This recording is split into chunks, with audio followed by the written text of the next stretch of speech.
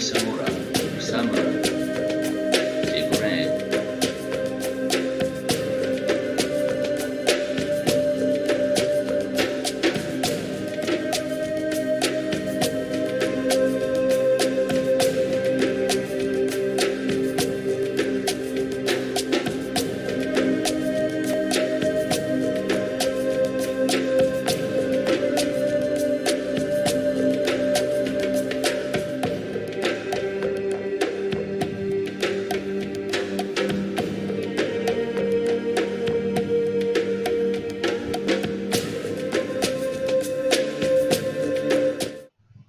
Okay, Assalamualaikum warahmatullahi wabarakatuh.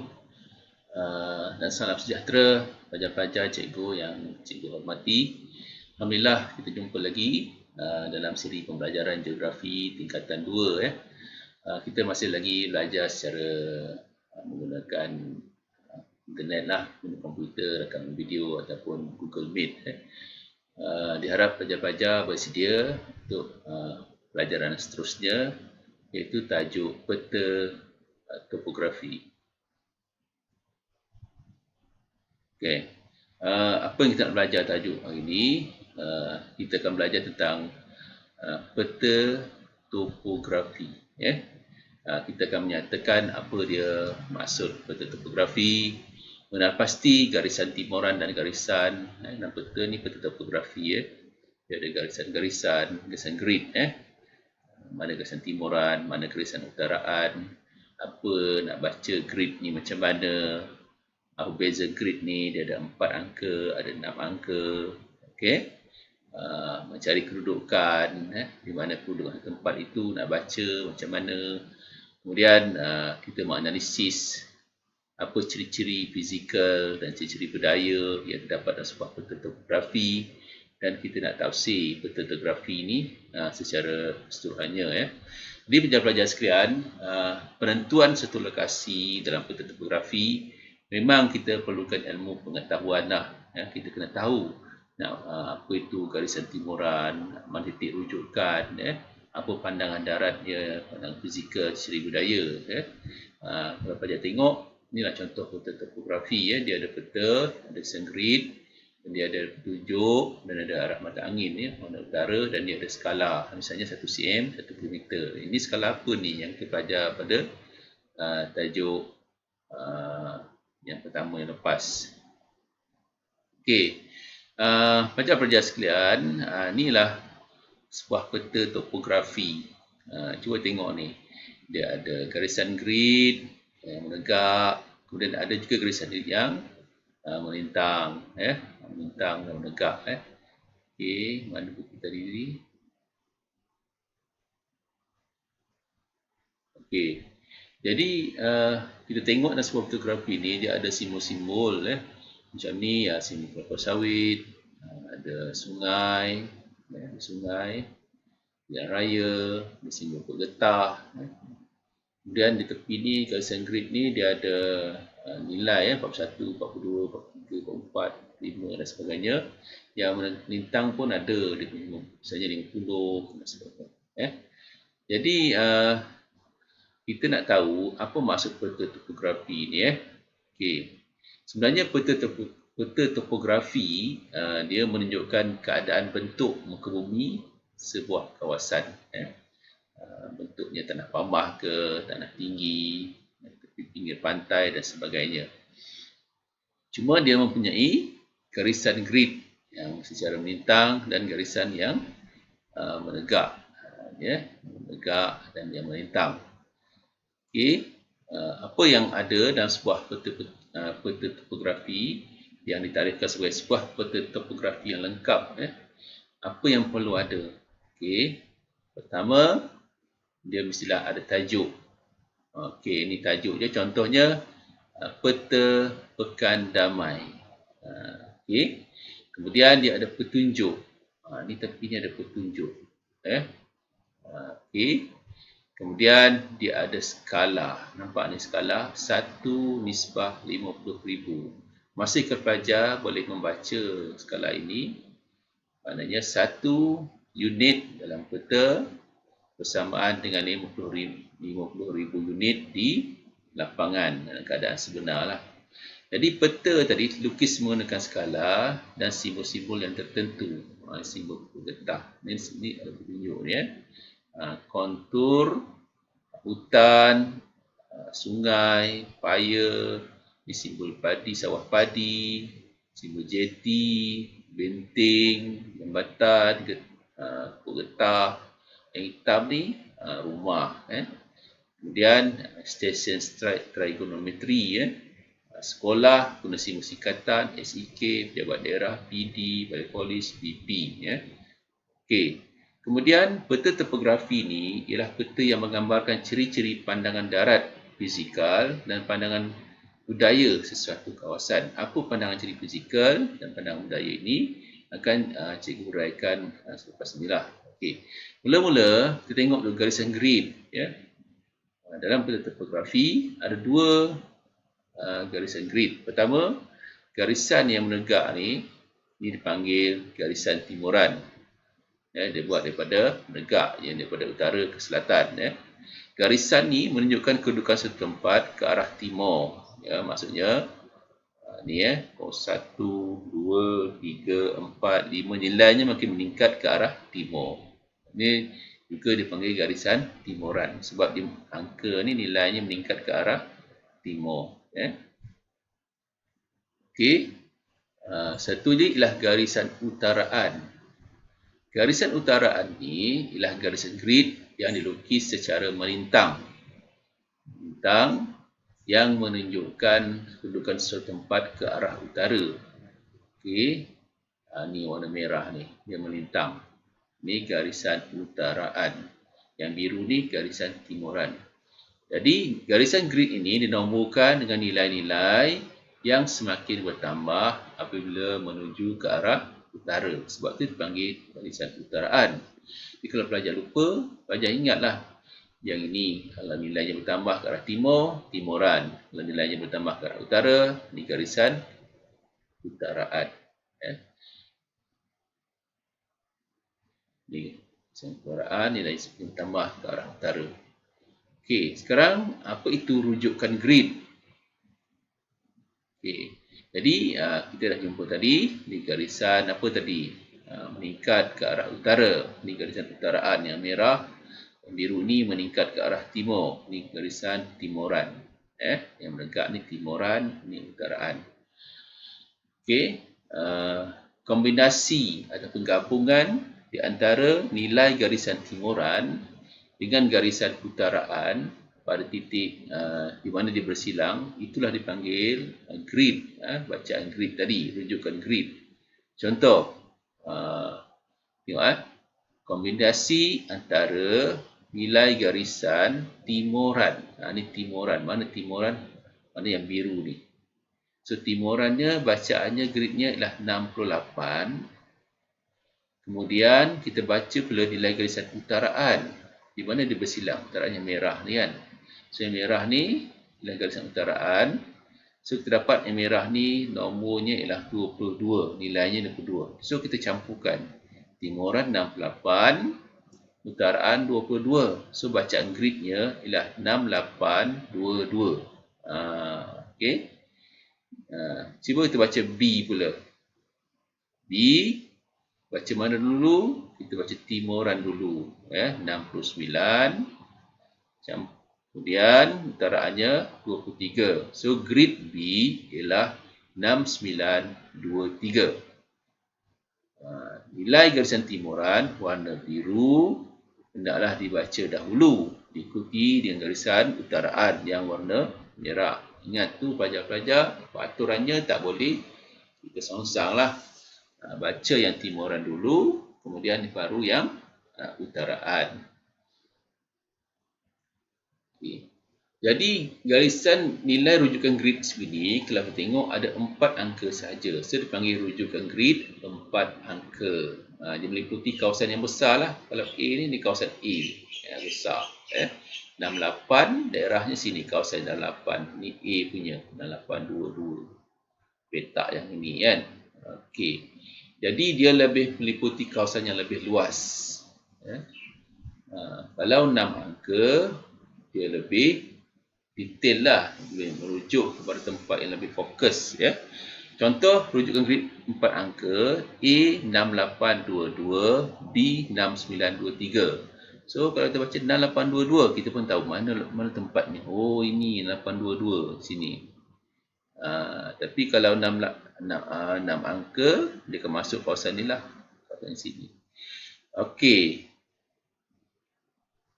Kalau rujukan grid 6 angka, contohnya dia ambil kira garisan yang tengah-tengah ni. Misalnya 680, ni 68 tepat kat sini.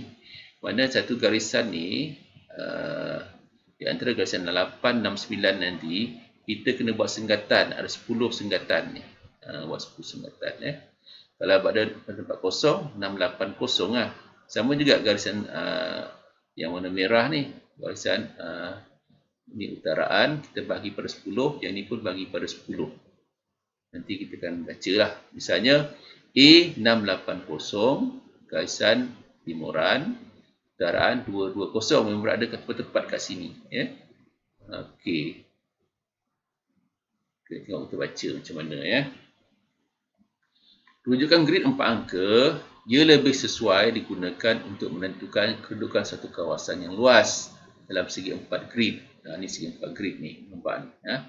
Utaraannya timuran 2 ke 3, 02, 03, utaraan 11, 12. Jadi contohnya kawasan hutan pertanian, ni kawasan pertanian yang luas ni, ada penempatan di sini, ada kawasan getah, penamaan getah.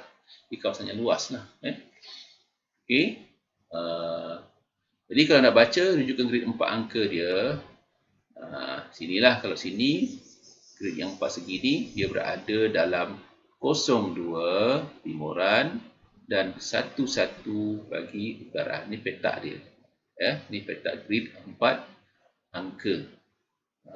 Ni rujukan grid 4 angka bagi kampung Matang apa ni? Matang Jelutong. Okey. Bagaimana pula rujukan grid 6 angka? Okey, 6 angka ni lebih detail. Maknanya garisan timuran ni, timuran ni, tegak ni, kita bahagikan dia kepada 10 bahagian. 1, 2, 3, 4, 5, 6, sampai 10. Yang samalah, sama saiz. Macam kita graf lah, sama. Kemudian garisan utaraan pun, utaraan ni, kita juga bahagikan dia kepada 10 bahagian. Okey, apa kelebihan grid, rujukan grid 6 angka? Ia lebih sesuai untuk menentukan kedudukan sesuatu objek atau ciri geografi yang lebih kecil dengan spesifik. Contohnya sekolah, masjid, puncak bukit, kilang. Kalau ni kita dapat 4 kawasan ni, 4 segi ni luas. Bagi 6 angka tu spesifik. Getah kat mana? Masjid kat mana tepat? Kita boleh baca. Contoh, rujukan grid 6 angka bagi masjid ialah, mana masjid sini masjid. Okey. Kita baca dia punya garisan timuran. Dia berada dekat sini pada bahagian nombor 6 sini. So, bila kita baca 02 hingga 03 kan. 021, 022, 023, 024, 025, 026. So, masjid memang betul-betul tengah ni berada di 026. Itu grid timuran dia. Okey. Kemudian kita baca pula bahagian utaraan. Okey. 11 kan? 11.1, 11.2, 11.3.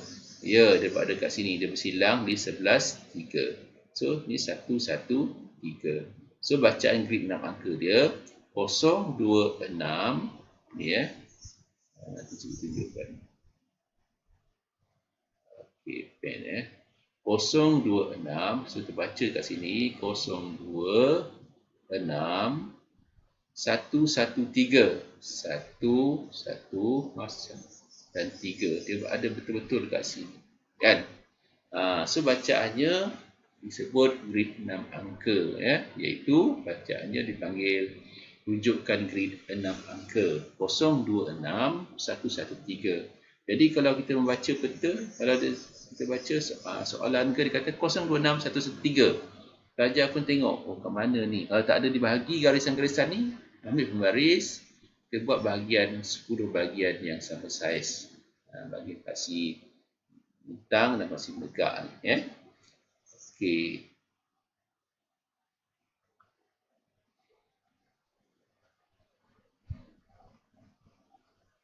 Okey, ini lagi contoh. Menentukan kedudukan kampung Matang Jelutong. Matang Jelutong ni, macam mana kita nak baca? Langkah pertama, tentukan segi 4 grid. Ini segi 4 grid dia di 01. Ini kedudukan kampung Matang ni. Langkah kedua, tengok rujuk garisan nilai timuran yang ini dan nilai garisan utaraan. Ini timuran, utaraan. Ini timuran, utaraan. Ya. Kemudian garisannya segi 4 dia. Okey, dirajah dibesarkan lagi. Okey. So kita baca nilai garisan timuran. Timurannya 02, utaraannya berapa? Timuran berapa? 02, utaraannya menuju ke utara. Dia berada di garisan mana? Utaraannya ini 11. Sebab dia merangkumi kawasan yang 4 segi ni.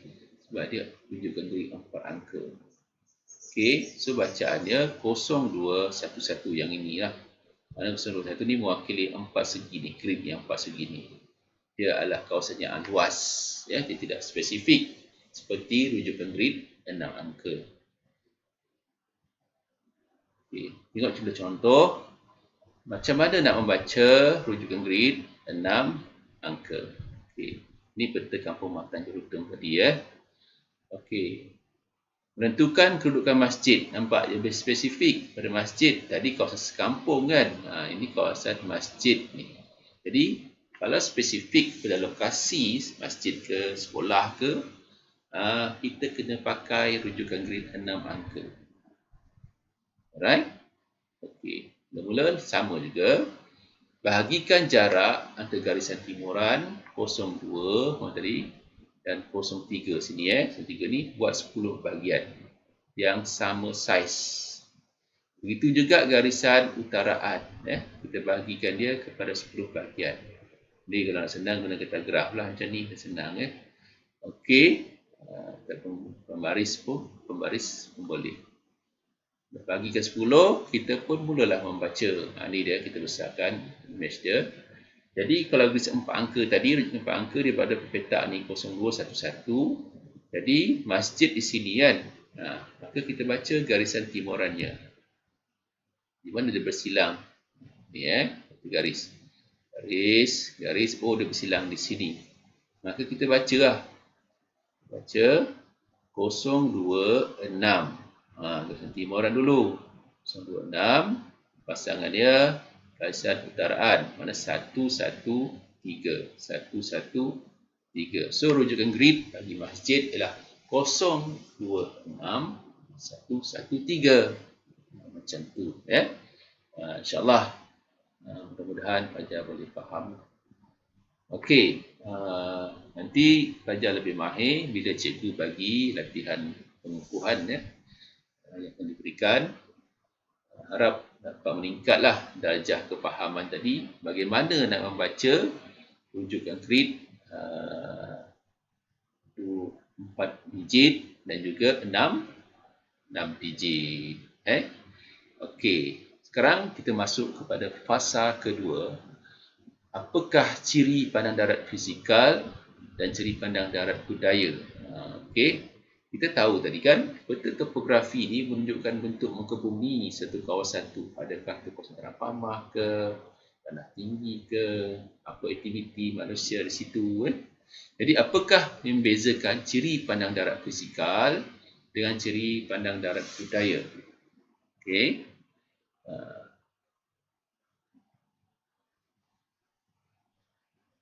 Ciri pandang darat fizikal merujuk kepada ciri-ciri semula jadi seperti muka bumi, saliran sungai, muka bumi, tanah pamah, tanah tinggi, yang tepi pantai, saliran dan juga tumbuh-tumbuhan.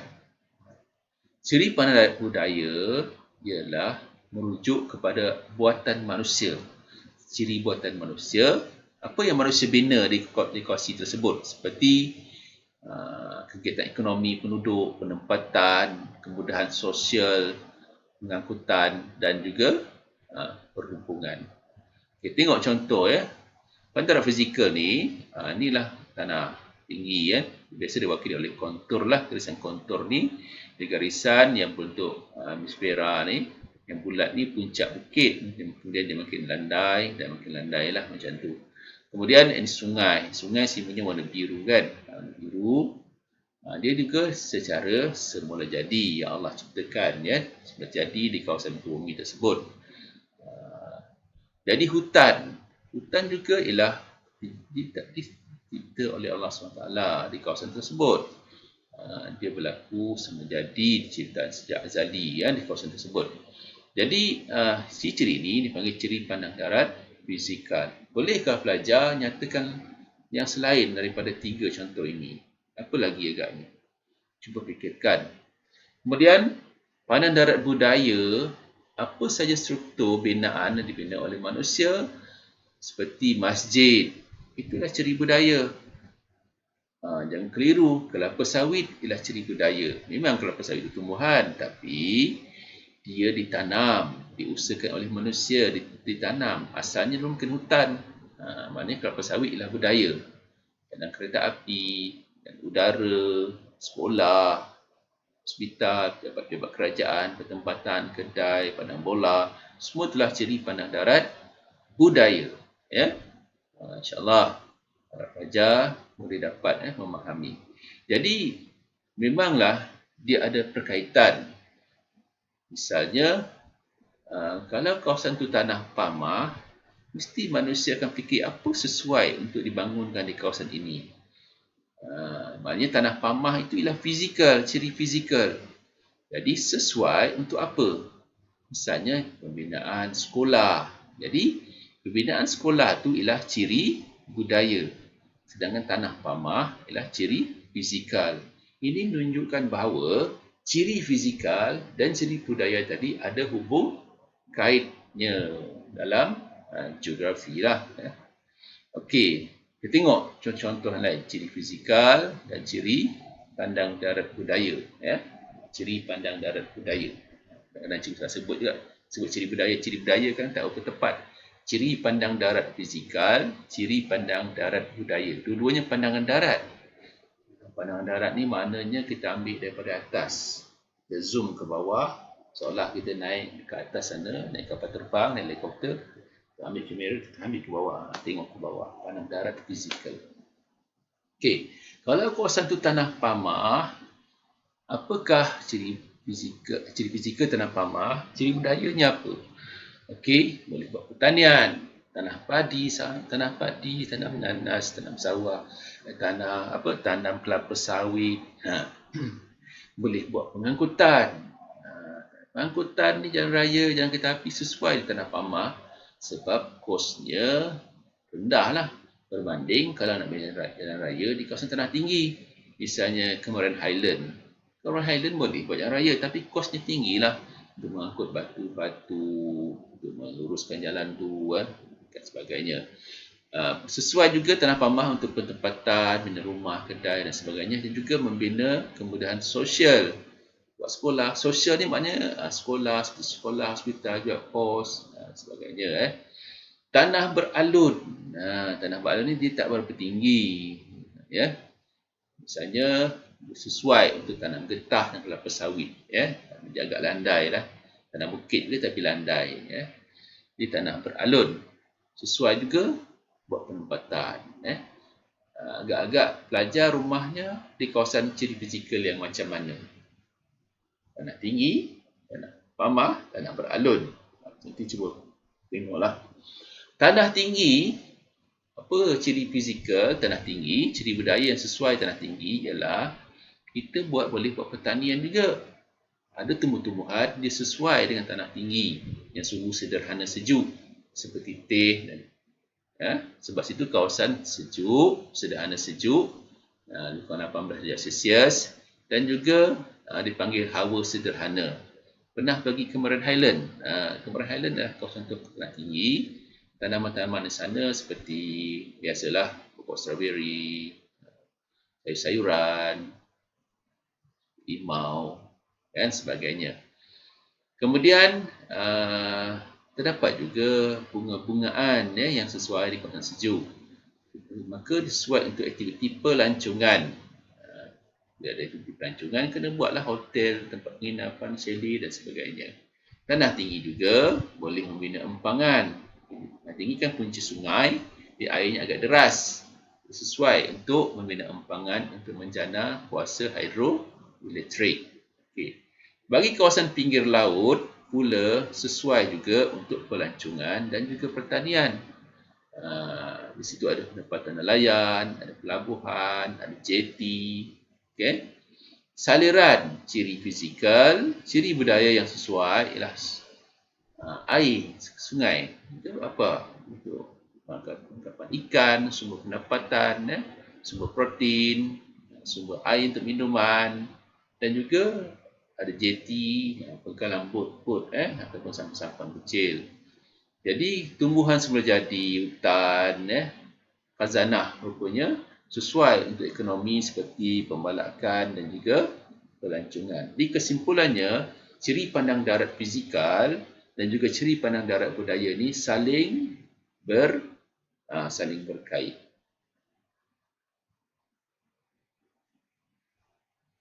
Seterusnya kita masuk konsep yang ketiga, iaitu mentafsir peta topografi.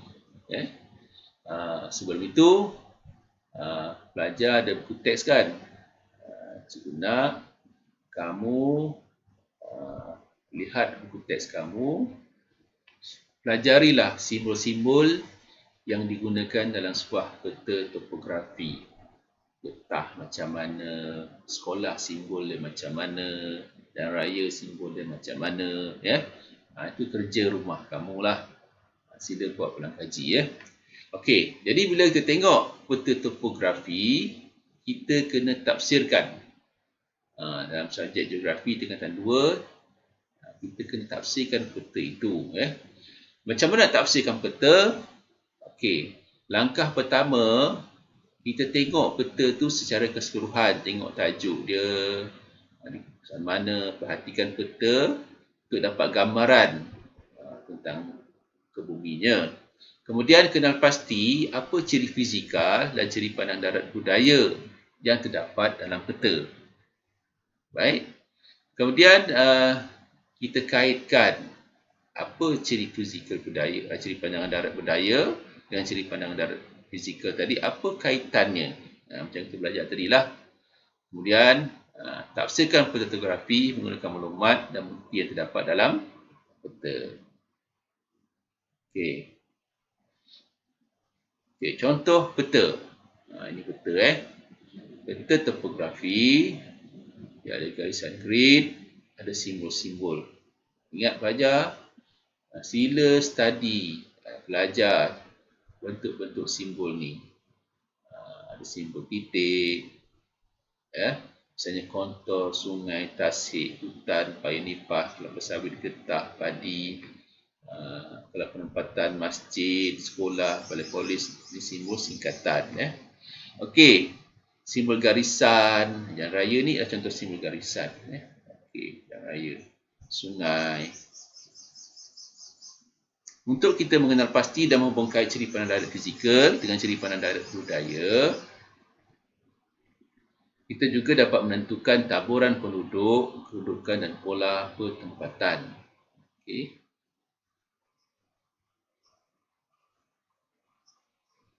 Okey, kita pun tafsir peta tadilah.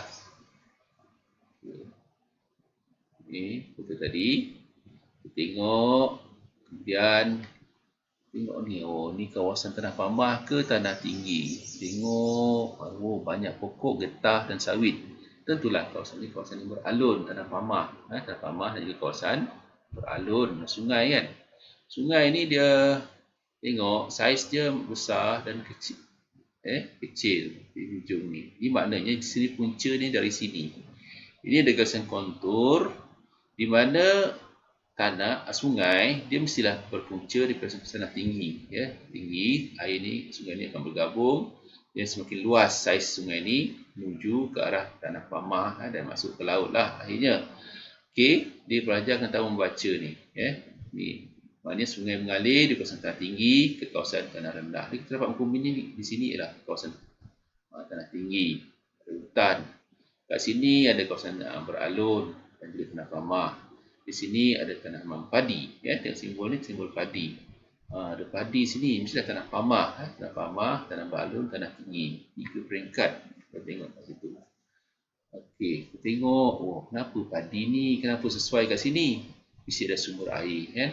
Getah kenapa sesuai kat sini? Ni tanah, sumber air pun ada. Kemudian dia tanah beralun, tasik, sungai, dan sebagainya, ada penempatan. Tengok penempatan dia. Penempatannya banyak berada di simpang-simpang jalan. Ya. Apa jenis penempatan ni? Mengompok ke, berselerak ke, dan berpusat. Kita dah pelajari semasa tingkatan 1. Okey, kita pun tafsir. Contoh tafsiran di sini. Tengoklah, ya. Okey, pertama, dia kata ciri-ciri pandang darat fizikal terdapat dalam peta ialah sungai, hutan, paya nipah, hutan dan tasik biru. Manakala ciri-ciri pandang darat budaya, sawit, getah, padi, sawah padi, sekolah, disenaraikan, ya. Senaraikan apa yang terdampak dalam peta tadi, ciri pandang darat fizikal dan juga pandang darat budaya. Okey, bentuk muka bumi, apa yang kita dapat tafsirkan? Sebahagian besar bentuk bumi kawasan ni lah tanah beralun. Buktinya, anda bergetah sawit tadi, di bahagian mana? Di bahagian timur laut dan timur peta, bentuk muka buminya adalah kawasan tanah tinggi.